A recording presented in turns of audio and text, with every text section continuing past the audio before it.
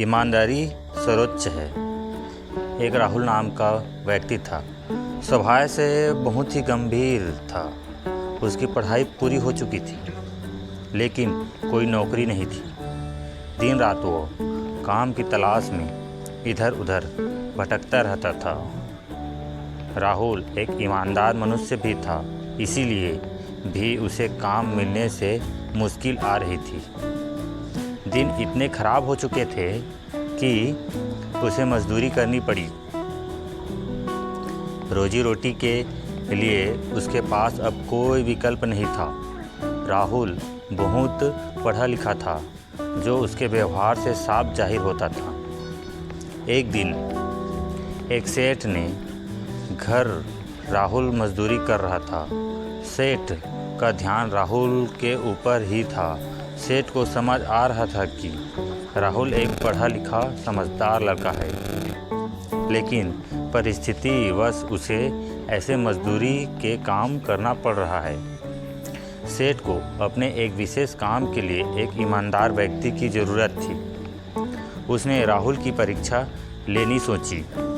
उसने एक दिन राहुल को अपने पास बुलाया और उसे 50,000 रुपये दिए, जिसमें 100 के नोट थे, और कहा, भाई तुम ईमानदार लगते हो, ये पैसे मेरे एक व्यापारी को दे आओ। राहुल ने ईमानदारी से पैसे पहुंचा दिए। दूसरे दिन व्यापारी ने राहुल को फिर से पैसे दिए। इस बार उसने राहुल को बिना गिने पैसे दिए। कहा, खुद ही गिन लो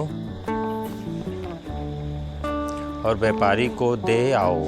राहुल ने ईमानदारी से काम किया। सेठ पहले से ही गले में पैसे गिन कर रखता था, पर वो राहुल की ईमानदारी की परीक्षा लेना चाहता था। रोज़ वो सेठ उसे पैसे देने भेजता था। राहुल की माली हालत तो बहुत ही ख़राब थी। एक दिन उसकी नीयत डोल गई और उसने 100 रुपये चुरा लिए, जिसका पता सेठ को लगा गया।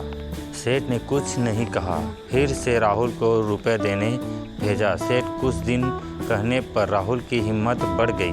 उसने रोज़ाना चोरी शुरू कर दिया। सेठ को उम्मीद थी कि राहुल उसे सच बोलेगा, लेकिन राहुल ने नहीं बोला। एक दिन सेठ ने राहुल को काम से निकाल दिया। वास्तव में सेठ अपने जीवन का एक सहारा ढूंढ रहा था। उसकी कोई संतान नहीं थी।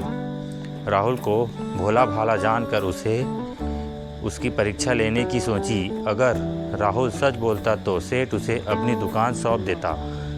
जब राहुल को इस बात का पता चला है तो उसे बहुत दुख हुआ और उसने स्वीकार की, कैसी भी परिस्थिति हो, ईमानदारी ही सर्वोच्च है। दोस्तों, ईमानदारी से काम करना ही हमारी एक कर्तव्य नीति है। आप उस पर ध्यान दें।